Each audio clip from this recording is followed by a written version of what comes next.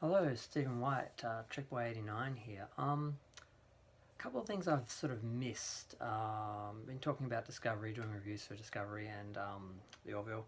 Um, they are building the franchise. Kurtzman um, has been put in charge of it, or was before Moonves was fired and let go, and they are working on a few programs now.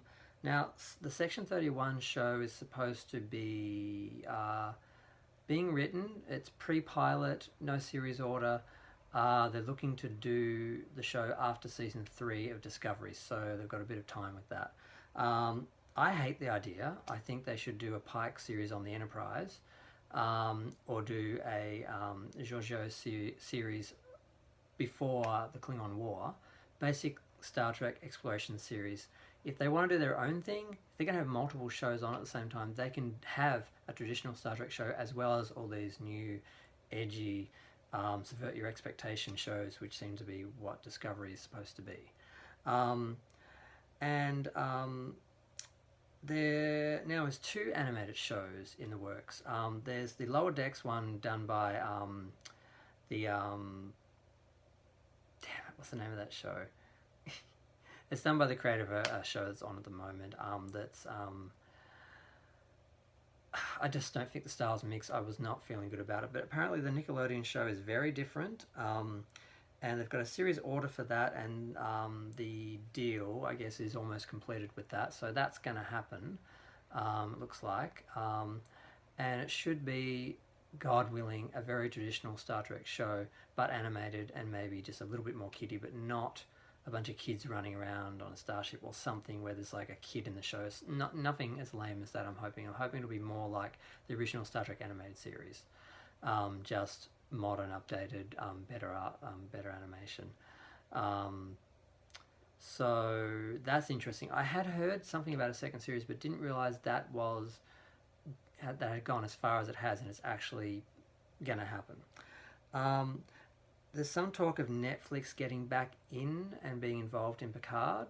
So there was some talk that, especially in Australia, where we have 10 All Access, which is because CBS bought Channel 10, so Channel 10 All Access is going to be like CBS All Access, which presumably Picard would have been on, so he would have had to pay to see Picard.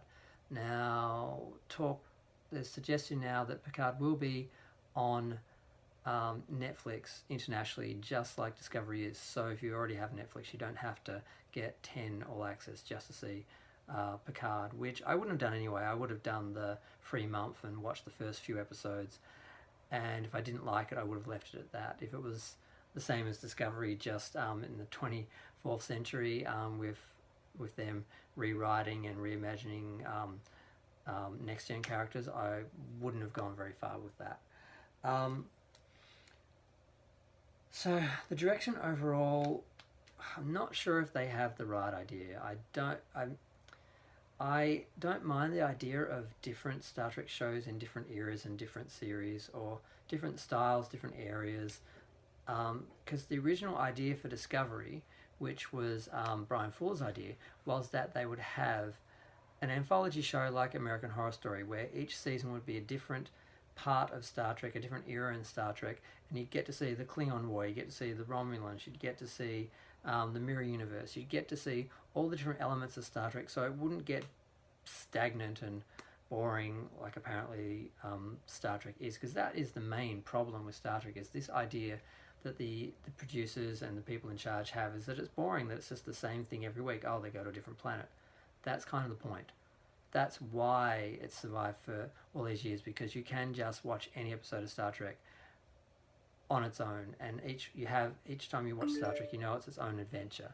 It's not like other shows where you have to know what's happening. It is a season arc, and they're all about the season arc and the binge watching and all of that. If they're going to have different shows, they can have you binge watch long form storytelling Star Trek, but you can also have your Alien of the Week, Ship of the Week, Story of the Week, shows that the episodes stand on their own. So I'm hoping that we get some of that. So I don't know. I'm trying to be optimistic. I'm really trying to be optimistic and really trying to um, have some hope for the series. And there's going to be some Star Trek to look forward to, and I'm going to be able to enjoy it. But what I'm getting is just the idea is to be more of the same. That they're just going to do another Discovery show in the same universe, same style, just with different characters, and it's going to be just problematic. But then when I watch Discovery, I see that they are retconning a lot of things, they are changing a lot of things, they're explaining a lot of things, they are making things make more sense, and they're going to act like that was the design the whole time. But considering the people that started the show and started season 2 are gone, the people who are in charge now are basically fixing or trying to make sense of the mess that they were given. So there's a lot of that, and they're going to try and play it like, oh, we always designed it this way, aren't we clever? Well, we know you're not, and that's not how that went. So I do have a bit of faith these new people coming in have the right intention, but whether they actually have been given the range to actually change as much as they need to make the series good, I don't know. So, yeah.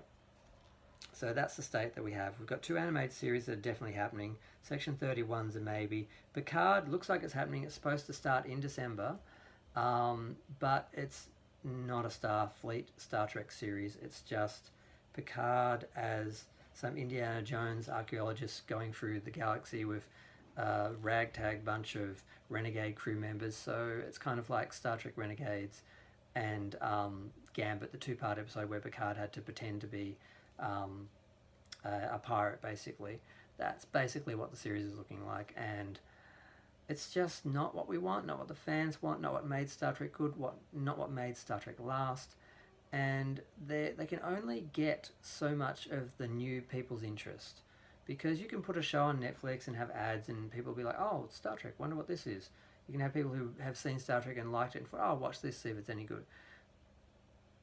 But then it's not going to have a life after that. It's not, people aren't going to be going out buying soundtracks and calendars and phases and rewatching the show over and over again every year because they enjoy it that much. Because once you have that plot, if the whole series or a whole episode is based around a plot twist or some convoluted melodramatic thing, once you have that, whether it's a payoff or not in the moment, it's done.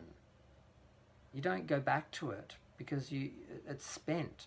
Whereas the old Star Trek, you could return to it. It had its own world that you wanted to visit. It wasn't. There was the stories and the characters and the themes and the moral stories, and there was so much more to it. And the new shows just don't do that. And I'm worried about the longevity of the show, because you can have a different show up or multiple shows every year and get a bunch of first-time viewers or one-off viewers, but people aren't going to come back if it's not good. The fans are not going to come back. They're not going to stick with it. And the new people, they're just following whatever's being marketed. Like whatever's on, they're just going to watch. And then they're just going to watch the next show. They're going to watch the next series that Netflix has put up, and they've got a message saying, hey, we've got a new show. So I don't know where it's going to go. I'm worried, and I just wish they would, if they're going to go dark with Section 31 and some of the other stuff they want to do, then go light as well. When they had Deep Space Nine on air, they had Next Gen as well, and they both worked in some ways, and they were counter to each other. So you had like the dark Star Trek, where it was stuck down with politics and problems that they couldn't just go to. It wasn't just a one-off and the next week they'd go somewhere else. And then you had the Next Gen and Voyager, where they'd just go to a new place every week, and it would be very much a small story and a contained story. If they're going to have one side, they need to have the other side at least. So a Giorgio series, not a Section 31 series, would have been good. Just her being awesome on the ship, just doing normal Starfleet stuff, would have been great. Could have had some background Klingon war, Romulan, something. There could have been some overarching things for the overall series, but just stick to the original Star Trek concept with at least one show. And the other option with that could have been to do a Pike series on the Enterprise, just, Same thing as the original Star Trek, but, you know, before Kirk. And still having Spock, which is, of course, the most popular character of the whole series. But yet, they fire him. They get rid of him. He's not even going to be in season 3. They're just getting rid of him and going with Section 31 with, you know, Crazy Rich Asians. That's why she's got that show, because that movie was popular. She's popular. It's not that it has any merit on its own, or it has any place in Star Trek, or and is counter to Star Trek. It's just there because of her, which means they could easily, if all they care about is the star and that they're going to attract some audience, they could just as easily have done Giorgio, gone back 7 years and shown her with a younger Michael Burnham. They still could have had Sonequa in the show if they wanted to. Yeah, I'm just rambling on. I'm just going to end it up there. I just wanted to mention a few things, that they don't have the series order, that there are a lot of things up in the air, but some things are moving. One thing Kurtzman said about Star Trek was that they are going to try and sync things up, but he says that all the time. That seems to be just to quiet down the fans, so hopefully they don't say anything to dissuade new fans from seeing the show before, you know, it's too late. But maybe they'll actually deliver on it. I'm an optimist. I'm a hopeless optimist, which is probably a bad thing, because I give people too much credit sometimes, and I stick with things a bit too long. And, you know, I keep letting that horse get beaten long after it's dead. And this show feels a bit like that, but at the same time, then I'll see little moments where I'm like, oh, they could go somewhere good with this. They could fix this. The other issue is time travel. The idea is that they are going to establish Star Trek as a multiverse, so then they can stay in their universe and forget about the old the old canon universe, and just stay in Prime and alternate timelines and multitude of alternate timelines of Prime, which works for them because they have their own show, they have their own license, they have their own merchandise. It's all separate and identifiable as separate and different in tone and look and everything from the canon Star Trek. I still don't know what we're calling that universe. Like, there's the Prime universe, there's the Kelvin timeline, and now you've got the Burnham timeline. Some people are calling it the Discoverse. I'm just calling it the Burnham timeline of the Prime universe. And then the other universe, I don't know if we just call it the Star Trek universe or the canon universe. I want someone to name it officially. But yeah, they could fix it, they could mess it up. I don't know if the merger with Viacom happens and they sort out the license, it could all be very different. They could have orders from the top to reunify Star Trek and put out the product that always sold, not the new product which they're fighting to sell to the fans, and the new fans are not supporting in the same way the old fans did. So just a little update with where I see the show being at. And I'm just going to stick with it and see what happens, and hopefully there's some payoff. And reality is I'm going to be around a lot longer than these producers and writers are going to be working on Star Trek, so eventually I'm going to see Star Trek come back. I have faith in that, but I just don't know how long and how much crap we're going to have to go through to get to it. But I'm just going to leave it there. Feel free to like, subscribe, or leave any comments or any advice about my videos, and any ideas that you have of the series, or where you think it's going to go, or complaints. I'm happy to hear anything. Thanks. Bye.